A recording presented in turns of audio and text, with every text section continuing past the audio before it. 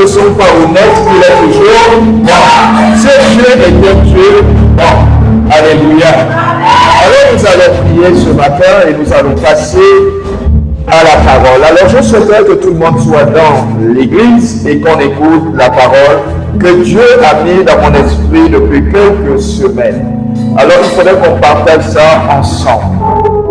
Nous allons prier, on incline nos têtes.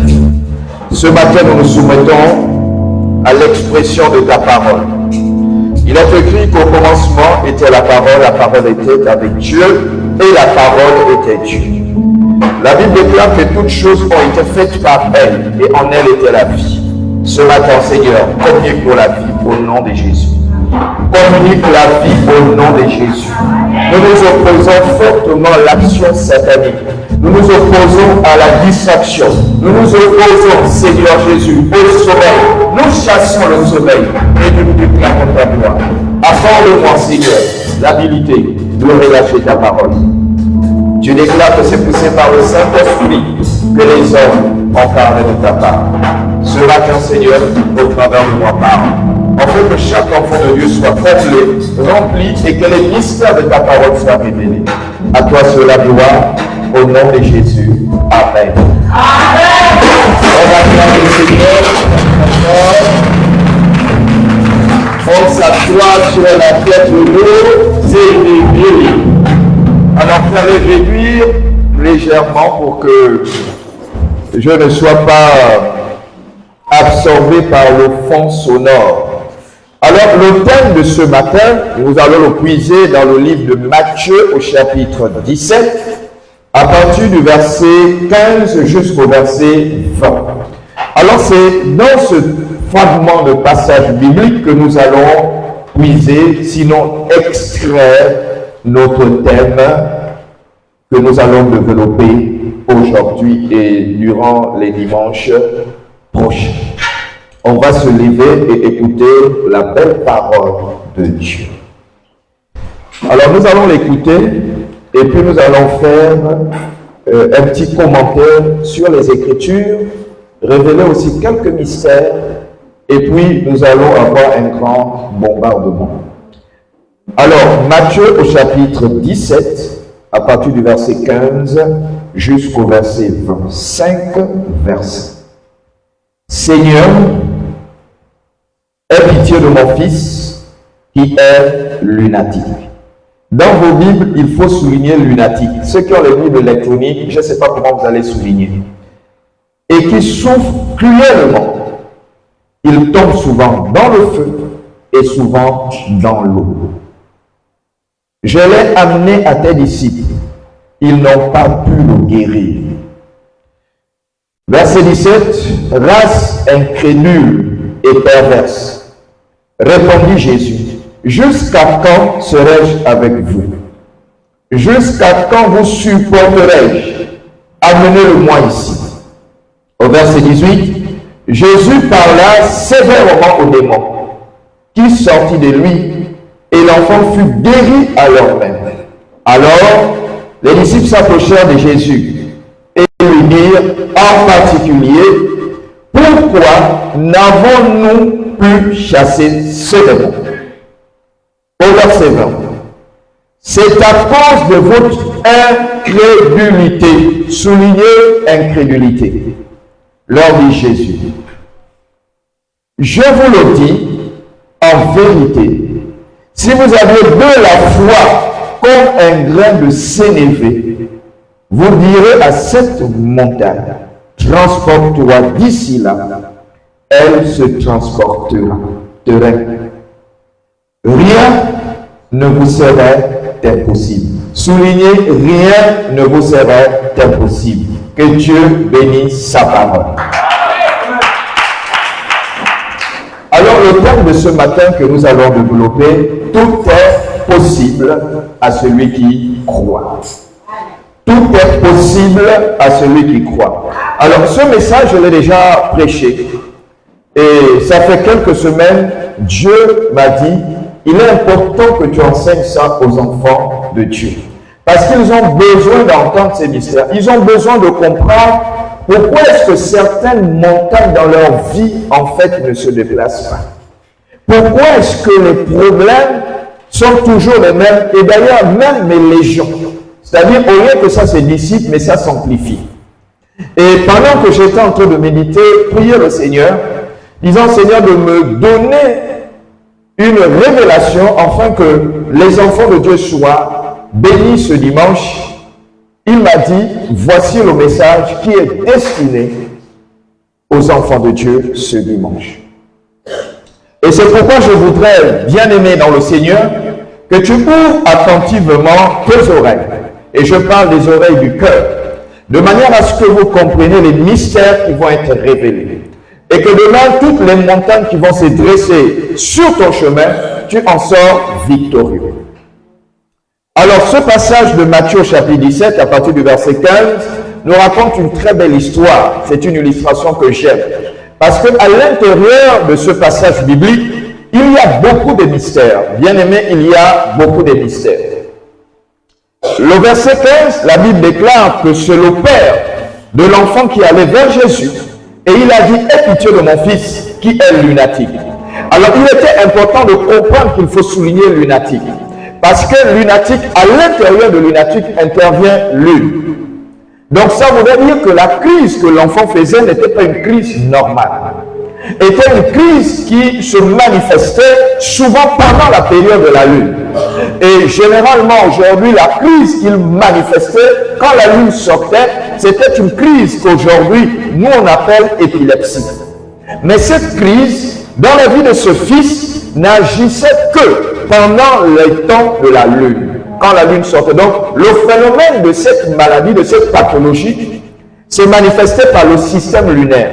Donc, à chaque fois que la lune paraissait, l'enfant écumait et l'enfant souvent tombait dans le feu, souvent dans l'eau, mais l'enfant ne mourait pas, c'était une grâce.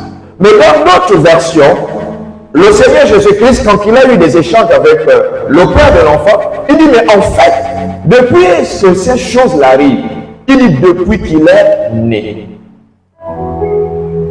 Alléluia. Il dit que ça arrive depuis qu'il est né. Donc, les gens peuvent naître et puis on les colle des maladies. Parce que quand vous allez comprendre le passage biblique, vous allez voir que la maladie qui était rattachée à cet enfant, il y avait une entité qui était derrière. Donc, il a fallu que Jésus-Christ intervienne et chasse simplement le démon pour que la situation devienne stable. Parce que quelqu'un qui naît avec une maladie, ou lorsqu'il naît et puis on colle une maladie, quand il grandit avec cette maladie, l'entité ou l'esprit qui est dans le corps de l'enfant grandit aussi avec l'enfant. Donc le jour où tu arrives et tu veux faire un travail d'exercice pour extraire l'esprit qui dérange l'enfant, l'esprit va te dire qu'en fait moi je suis là depuis qu'il est né. Donc ici c'est ma propriété, mon frère, laisse-moi ici. Et malheureusement, ou fort heureusement, nous avons une autorité par rapport à ces entités, parce que Jésus-Christ est en nous. Nous donnons seulement une seule orientation, sors et libère cet enfant et va dans les lieux arides, simplement, et la guérison suit. Alléluia. Et là, dans ce contexte, c'est que cet enfant-là, qui avait cette entité depuis qu'il est né, dérangeait cet enfant. Mais il s'est passé que Jésus-Christ fait son apparition pendant cette saison.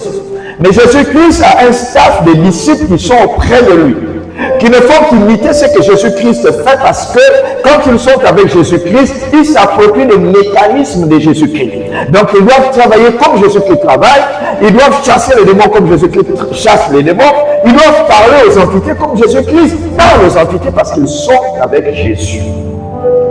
Alléluia. C'est ça que moi j'appelle la reproduction. Vous ne pouvez pas être avec quelqu'un qui sait prêcher, vous ne pouvez pas être avec quelqu'un qui sait prier, vous ne pouvez pas être avec quelqu'un qui a la capacité de donner des enseignements et que toi qui marches à côté de ce type, tu n'es pas capable de prier, tu n'es pas capable de donner des enseignements, tu n'es pas capable de faire certaines choses qu'il fait. Non, tu ne t'appropries pas de ce qu'il est en train de faire. C'est ça aussi le disciple là, c'est ça un bon disciple. Et c'est le secret que Jésus-Christ avait révélé. Il a dit aujourd'hui, ce que moi je fais, je ne le fais pas de moi-même. Le Fils a vu le Père faire, et ce que le Père fait, le Fils aussi le fait. Pourquoi nous ne sommes pas capables de faire ce que nous appelons la reproduction? C'est qu'il y a un réel problème aussi dans nos vies. Mais dans ce contexte, il y a aussi eu un problème.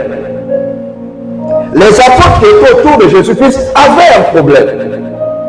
Et ce problème les a amenés à être incapables de pouvoir chasser l'entité qui dérangeait.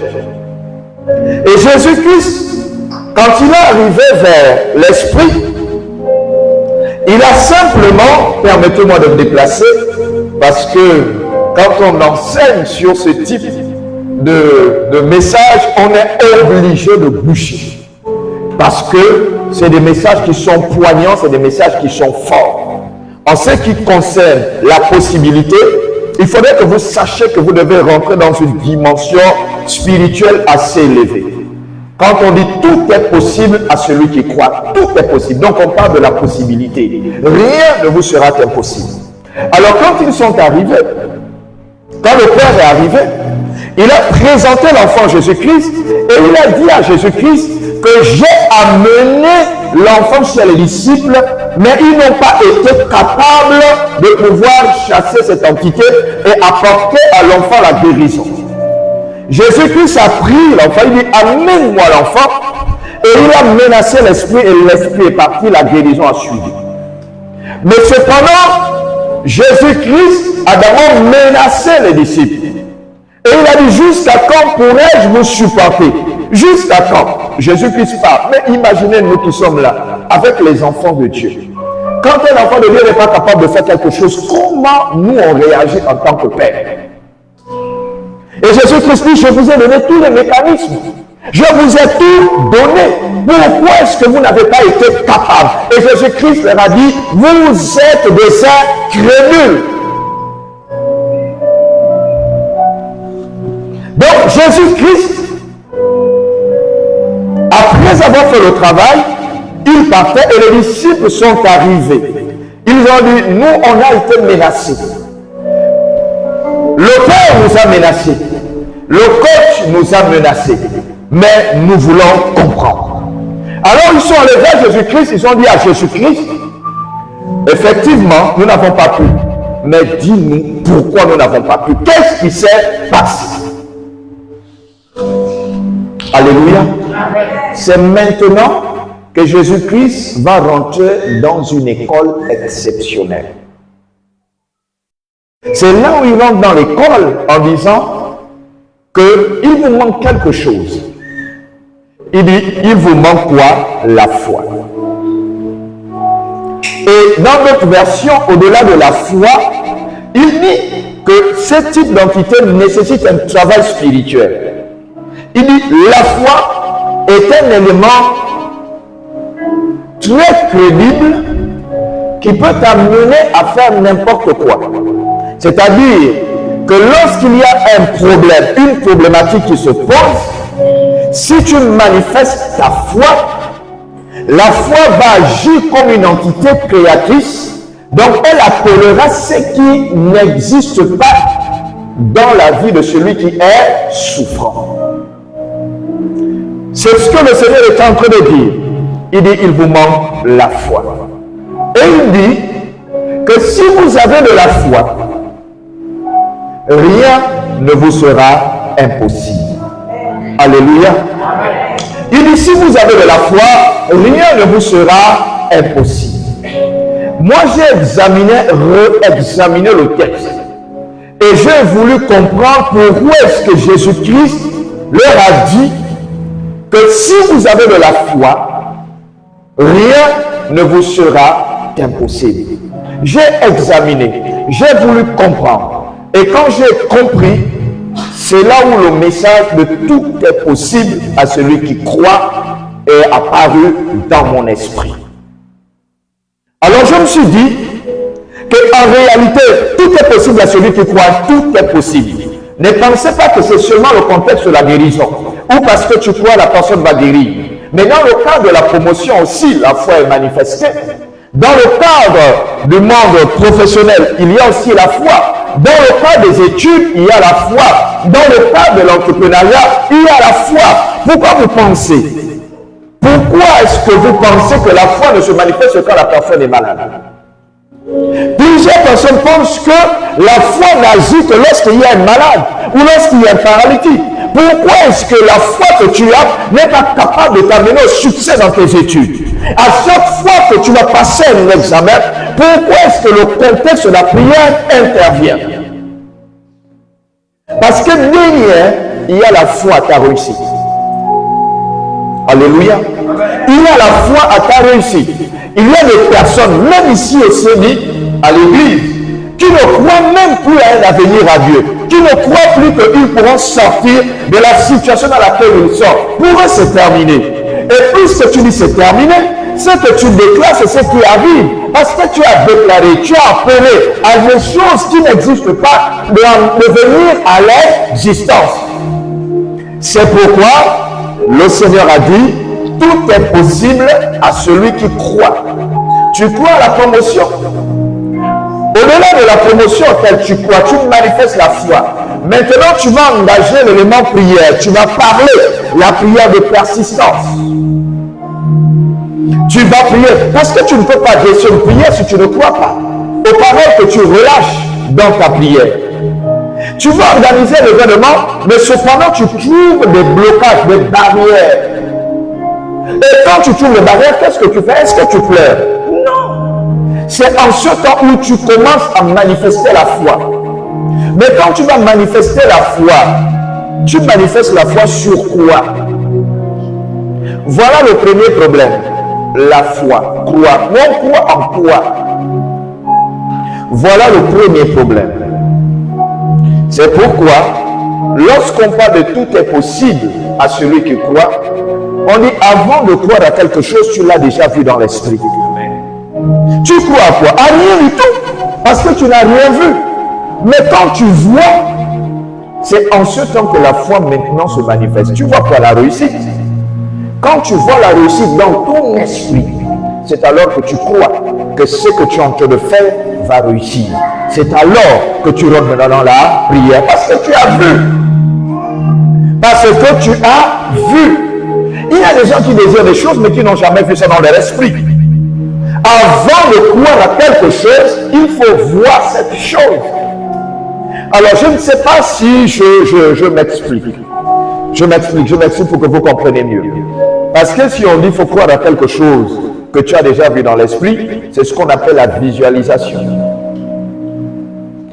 Il y a celui qu'on appelle le sculpteur, ou bien il y a celui qu'on appelle le menuisier. Lorsque nous allons faire la commande chez un sculpteur, chez un menuisier, la chose que nous souhaitons avoir est immatérielle. La première chose qui se manifeste, c'est-à-dire que dans notre esprit, on a un modèle. Dans l'esprit, on a un modèle. C'est ce modèle que tu as mis dans l'esprit que tu vas maintenant communiquer au sculpteur ou au menuisier en disant « Je veux que tu fasses le dessin comme ci, comme ça, ainsi de suite. » Parce que c'est ce qui est fortement dans mon esprit. Maintenant, quand tu as visualisé, il faudrait que ça arrive à manifestation. Ça, c'est matérialisme. C'est en ce temps maintenant qu'intervient la prière.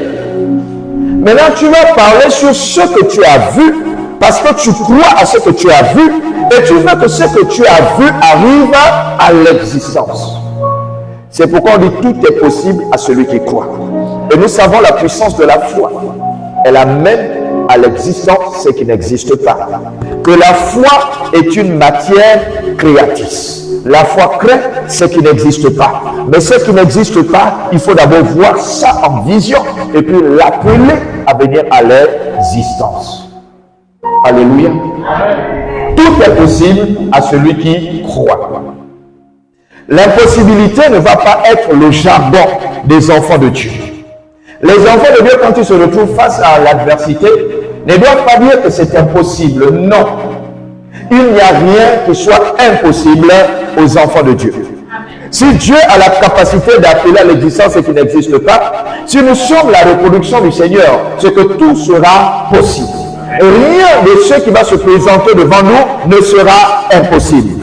Que ce soit l'organisation d'un événement, que ce soit certainement un examen, que ce soit certainement les affaires que tu es en train d'entreprendre, que ce soit certainement le projet que tu as, rassure-toi, si tu manifestes la foi et tu vois la réussite de ça, appelle ça l'existence. Parce que tout ce que tu auras visualisé pourra être matérialisé si tu as la foi. Amen. Si tu crois à ça, ça va se matérialiser. Amen. Alléluia. Amen. Regardez un peu ce qui se passe dans le livre de Matthieu. Matthieu au chapitre 21, à partir du verset 17. Regardez ce qui se passe. Quand la Bible parle de l'impossibilité, il dit ceci: les ayant laissés et sortis de la ville pour aller à Béthanie, où il passa la nuit. Le matin, en retournant à la ville, il eut faim. La personne qui a eu faim, c'est qui? C'est Jésus. Regardez ce qui se passe. Parce que, vous savez, aujourd'hui, quand on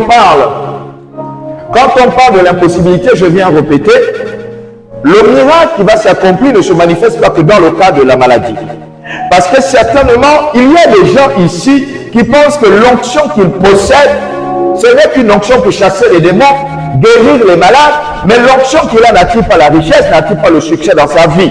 C'est qu'il y a un problème. Parce que nous ne pouvons pas avoir une onction qui apporte la guérison, qui apporte le miracle. Lorsque quelqu'un est malade, tu viens prier pour la personne guérit. Et lorsque la personne meurt, tu viens ressusciter le mort, mais tu n'es pas capable d'attirer la richesse avec l'onction que tu possèdes. C'est qu'il y a un problème. Or, Dieu parle de la possibilité. Tout est possible à celui qui croit. Attirer la richesse, c'est possible. Réussir dans les examens, c'est possible. Bâtir un foyer heureux, c'est possible. Construire une grande maison, c'est possible. Tout est possible pour celui qui croit. Tout est possible. Celui qui croit, tout est possible. Vous savez, quand j'ai lu cette histoire, et puis c'est sur la base de cette histoire que j'ai compris en fait qu'avec Dieu, il n'y a pas de frontières. Là, il parle d'un fuguier. On va lire. Il parle d'un fuguier. Et quand je me suis rendu compte, en réalité, qu'il a transposé les choses. Il a laissé l'humanité, il a attaqué un fuguier. Quand on parle de fuguier, on dit c'est un arbre. Vous savez, vous pouvez venir parler à un arbre et puis ne produit plus jamais de fruits. Vous pouvez parler à un arbre parce que vous avez cette puissance. Vous avez la capacité de parler à l'arbre, que toi tu déranges. En réalité, tu occupes le terrain inutilement. Plus jamais tu vas porter de fruits. Et vous allez voir, l'arbre va sécher, l'arbre va mourir. Pourquoi? Parce que vous avez parlé à l'arbre. Alléluia. Et quand Jésus arrive, la Bible déclare que Jésus-Christ a eu faim. On va lire ensemble. Il a eu faim. Et pendant que Jésus-Christ avait faim, il regarde le fuguier. Et quand il regarde le fuguier, voyant un fuguier sur le chemin, il s'en approcha, au verset 19. Il s'en approcha, mais il ne trouve que des feuilles. Et il dit, que jamais fruit ne naisse de toi. Que jamais fruit ne naisse de toi. Et à l'instant, le fuguier s'écha. Alors là, nous sommes dans Matthieu, on va revenir Matthieu 21, 17 à 22. Là, je suis au verset 19, au verset 20. Regardez, les disciples qui virent cela furent étonnés. Pourquoi ils ont été étonnés? Pourquoi est-ce qu'ils sont surpris? Non, ce n'est pas parce qu'ils ne croyaient pas en fait. Ce n'est pas parce qu'ils ne croyaient pas. Ils sont étonnés simplement parce que là, il ne s'agit pas d'un homme. Il ne s'agit pas d'un démon. Il ne s'agit pas d'une entité. Mais il s'agit d'un âme. Ils sont étonnés que Jésus-Christ a simplement parlé à l'âme. Il a dit, moi j'ai faim et puis tu ne produis pas. Alors jamais de toi là, il y aura des fruits. Il y a même des gens sur la terre là qui ont été maudits. Le père ou la mère a relâché une parole parce qu'elle a tellement eu des douleurs. Elle a dit, jamais dans ta vie, rien de bon ne sortira. Rien de bon ne sortira dans ta vie. Si tu es là, les parents ont parlé. Parce qu'il y a des gens qui ont des enfants dérangeants. Et puis les parents aussi disent des choses souvent, vraiment des choses inconscientes. Et quand le parent relâche comme ça, il dit, hey, rien de bon ne sortira de toi. Il a relâché une parole. Attention à l'impact de la parole. Ou bien un jour, tu déranges les gens, tu es un délinquant et puis tu déranges les gens dans le quartier. Vous allez voir que les gens vont dire un jour tu iras en prison. Un jour tu iras en prison. Les gens parlent comme ça. Parce qu'ils sont exaspérés. Effectivement, un jour tu iras en prison. Ils disent soit tu meurs, soit tu iras en prison. Si vous allez discuter pour les gens qui sont des aumôniers, quand vous allez discuter en prison avec les prisonniers, ils vont vous dire qu'un jour, ils ont entendu quelqu'un leur dire tu iras un jour en prison. Ils vont vous expliquer, ayez des entretiens avec eux. Les gens ne sont pas en prison par hasard. On n'est pas en prison par hasard. Tu peux ne pas être l'auteur, mais tu te retrouves en prison. Parce que quelqu'un un jour a parlé qu'un jour tu iras en prison. Ta façon de faire là, tu iras en prison. Même si tu n'es pas l'auteur de ça, tu iras en prison. Il y a des gens qui sont en prison, donc qui sont innocents. Et ça, vous le savez. C'est parce que les gens ont parlé dans leur vie qu'un jour tu vas aller en prison. Continue comme ça là. Donc ils ont été étonnés de dire que donc l'affaire là ne se limite pas que à l'homme. Donc même sur là, l'onction peut agir. Un jour, il y a un monsieur qui allait sur la route. Il allait à l'intérieur du pays. Et c'est comme ça que la voiture est tombée en panne. La voiture est tombée en panne. Les pneus à l'avant sont percés. Vous avez 2 pneus percés. Vous avez un seul pneu de réchange. Il se retrouve avec les gens dans la voiture. Mais qui va les dépanner? Parce que pour que la route là, les gens ne passent pas régulièrement à l'intérieur du pays. Et c'est comme ça qu'il y avait un qui était dans la voiture et ce un-là avait la foi. Il a dit non, il faut laisser, je vais prier. Tu vas prier mon frère, le problème mécanique, la roue est percée, nous-mêmes on voit. Quel type de prière toi tu vas faire? Il dit non, je vais prier. Parce que l'endroit où on est là, ici là, il y a les coupeurs, les routes. Si on reste là, ce n'est pas bon. Il faut laisser, on va prier. Il dit non, ça c'est le plan mécanique, on va téléphoner. Il dit ici déjà il n'y a pas le réseau. Donc il faut qu'on prie. Parce que vous savez, les gens ont tendance à douter sur certains faits parce qu'il dit non, mais ça c'est un problème mécanique. Il dit ça n'a rien à voir avec l'esprit. Il dit non, le Dieu que je prie, c'est tout, peut tout. Et c'est comme ça que les gars sont allés dans la voiture, il est resté. Il a commencé à prier, parler, prier, parler. Il tourne, il prie, il parle, il prie, il parle, il prie, il parle. Et puis c'est comme ça, pendant qu'il est en train de prier, parler, le miracle est en train de se faire. Le pneu se gonfle, les 2 pneus se gonflent, la voiture rentre dans un état de, comme on dit, de stabilité. Donc il n'y a plus de problème mécanique. Lui, quand il termine, il dit seulement les pneus sont pompés. Les gens qui sont dans la voiture, la première chose c'est de descendre, de voir si ce qu'il dit est vrai. C'est comme ça qu'on commence à crier et on commence à bénir le Seigneur. Amen. Voyez, parce qu'il l'a cru. On commence à prier. Quand tu vois cette écriture, c'est impossible. C'est impossible. Parce que nous, on sait que vous priez pour les hommes, mais pas pour les voitures. On sait que vous priez pour les hommes, mais pas pour l'argent. On sait que vous priez pour les hommes, mais pas pour les maisons. Ça, on sait.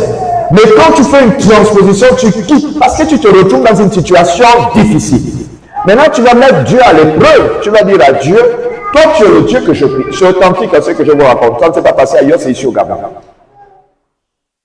Authentique. Il y a plein de témoignages comme ça. Là. Parce qu'on a tendance à prendre les choses d'ailleurs. Quand on parle des choses d'ailleurs, les gens sont contents. Quand on parle des choses d'ici, ils ne sont pas contents. Oui, mais je ne sais pas, j'ai fait le témoignage. Lorsque nous étions à Port-Gentil, on était en train de lancer l'église.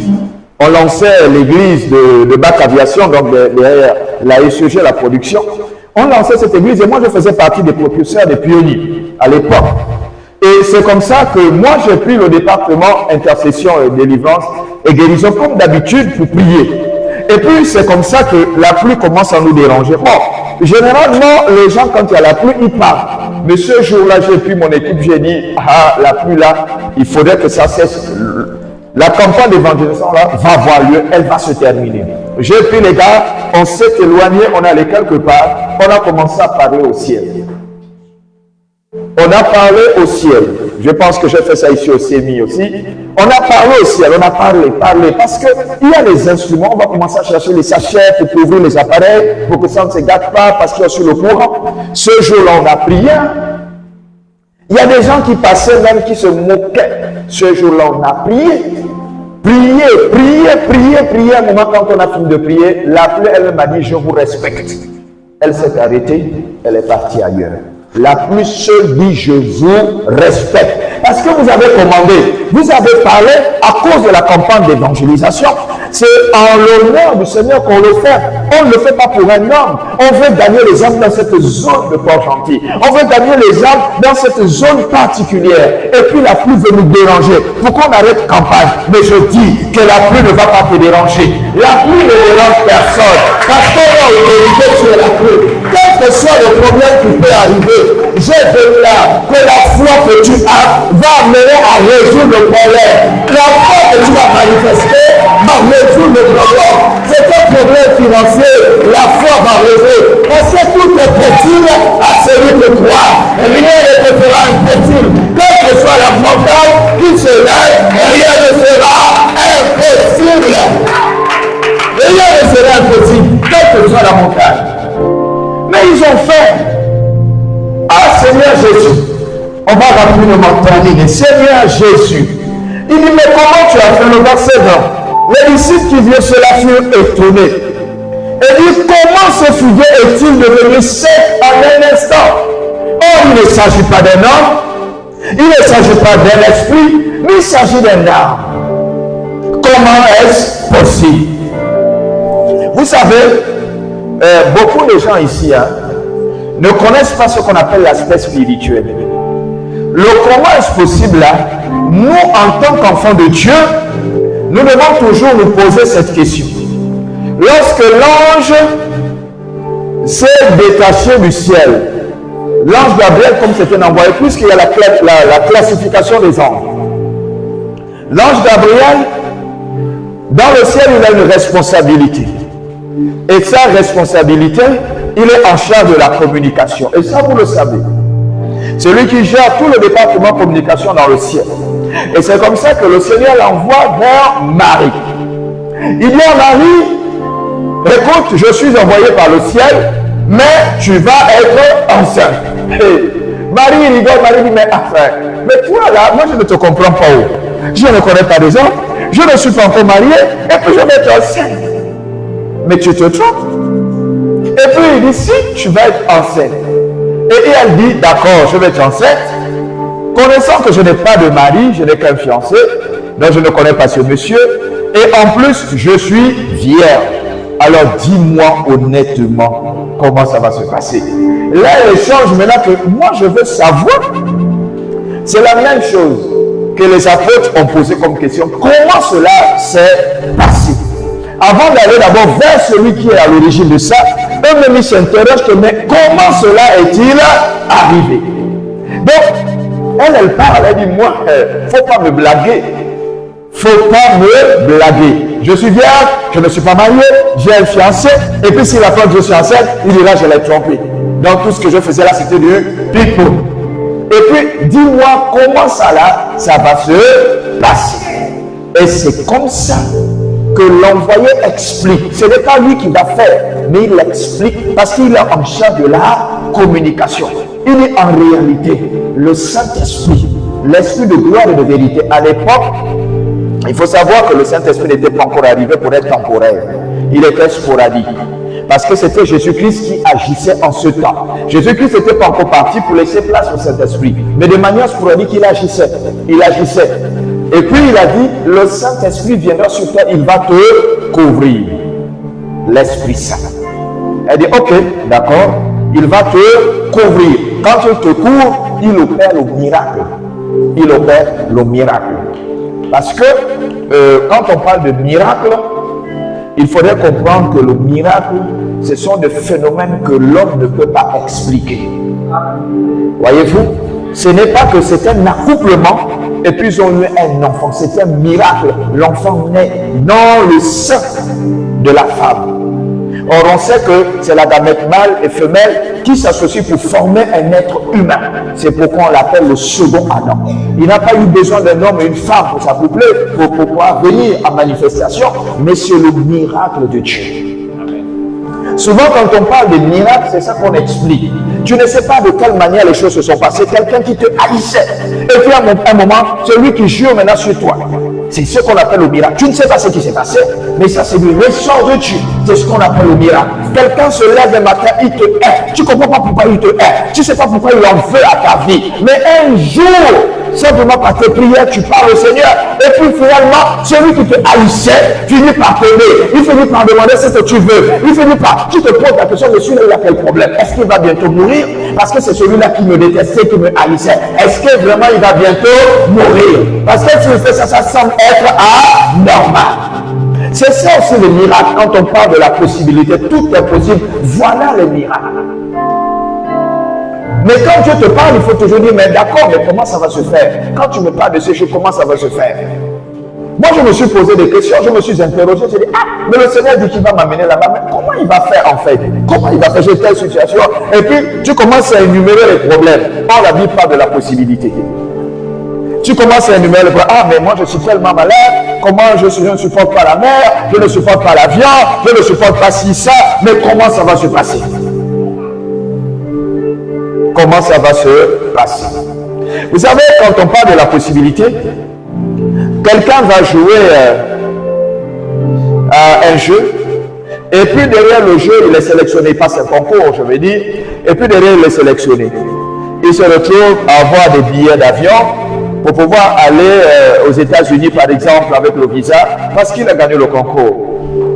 Mais lui, quand on dit que tu as gagné les billets d'avion, lui dit, ah, mais moi j'ai les billets d'avion, je prends l'avion là, on me donne même le visa. Visa 4 ans, on m'accorde le visa 4 ans. Je dis, mais attends, moi je n'ai pas passeport.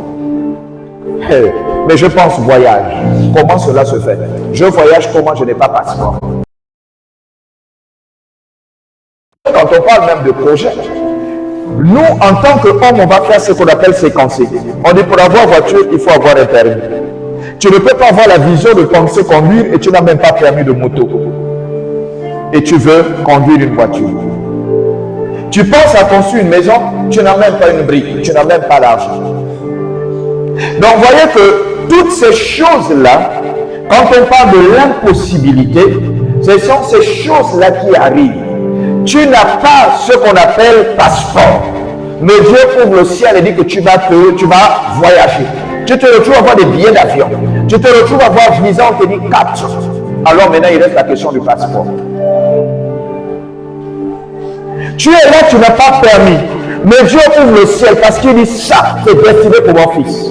Et c'est comme ça que tu te retrouves à passer un concours. On dit, le concours, tu as droit à ça. Il y a voiture, il y a maison, il y a tout ce qui te manque. Ça, c'est le miracle de Dieu. Tu n'as pas de permis, mais on te donne une voiture, on te donne une maison. Ça, c'est le miracle de Dieu. Parce que tu as cru à ce que Dieu a dit de toi. Amen. Tu as cru. À chaque fois, on parle de bénédiction, mais qui croit ici à la bénédiction? Qui croit qu'il est béni? Qui croit que le ciel l'a béni du fait qu'il appartient au Seigneur? Qui le croit?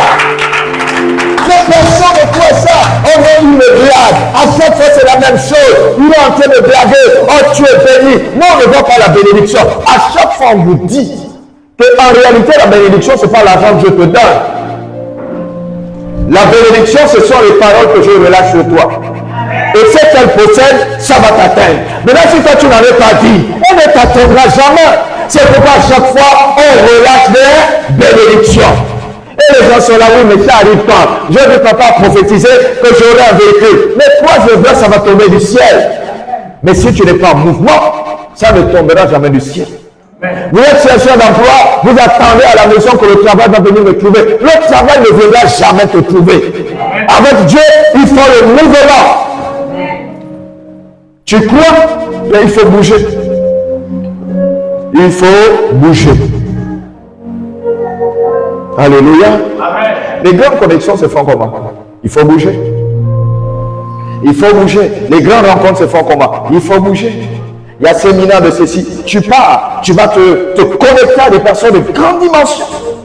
Il y a séminaire entrepreneuriat. Tu bouges. On ne sait jamais les connexions que Dieu a réservées pour toi. C'est ça la possibilité. Non, moi j'attends, Dieu va me bénir. J'attends, Dieu va me bénir. Reste à la maison. Tu vas vieillir là. Tu auras les cheveux blancs. Bien oui, tu vas vieillir. Parce que si tu es à la maison, il faut bouger. Hein? Il faut bouger. On dit séminaire ici. Tu cours, tu vas assister au séminaire. Quand on donne le thème, on dit séminaire sur l'entrepreneuriat. Tu dis, ah, je vais quand même assister. Quand on dit séminaire sur la percée, tu vas quand même écouter. Tu dis, mais on parle de percée, c'est quoi la percée? Et tu vas, tu écoutes, et c'est de là où les choses peuvent décoller. Les gens sont chez eux. Qui vous a dit que c'est chez vous que la grâce est venue vous trouver? Vous pensez à Marie, l'ange est arrivé, il a visité. Vous pensez à ça? Vous ne bougez pas? Ah, déjà, Dieu lui-même, elle est paresseuse. On va finir rapidement le texte et puis on va prier. Parce qu'il faudrait respecter le temps. Alors, le verset 21, ils ont posé la question. Les disciples, au verset 20, les disciples qui virent cela furent étonnés et dirent, comment ce figuier est-il devenu sec en un instant? Et maintenant, Jésus leur répondit, je vous le dis en vérité, si vous avez de la foi et que vous ne doutez point, non seulement vous ferez ce qui a été fait à ces figuiers, mais quand vous direz à cette montagne, ôte-toi de là et jette-toi dans la mer, cela se ferait. Tout ce que vous demanderez avec foi par la prière, vous le recevrez. Vous le recevrez. Vous le recevrez. À vos acclamations là sont frères. Comme Maria d'acclamer frère. Il parle d'une foi. Il parle d'une foi extraordinaire. Il ne parle pas de la foi ordinaire. Il parle de la foi extraordinaire. La foi de démonstration. La foi surnaturelle. La foi prétentieuse. La foi réelle. Oui, c'est cette foi dont le Seigneur parle. Il a besoin de toute manifeste cette foi. Et que lorsque tu te retrouves face à un problème, la foi peut déplacer le problème. Et tu en sors victorieux. Oui, tu en sors victorieux. Tu en sortiras victorieux. Rien ne vous sera impossible. On en sortira victorieux, quel que soit le problème. Ça peut durer, nous on a la foi. Et la foi dont il est question, c'est une foi extraordinaire. Une foi de démonstration, une foi d'autorité, une foi qui amène les montagnes à se déplacer, qui amène la vie à tomber, qui amène la gloire à se manifester dans ta vie. Oui, je le déclare ce matin. Je le prophétise que cela arrive dans ta vie et dans le donne-moi toi mon jardin. Je te bénis.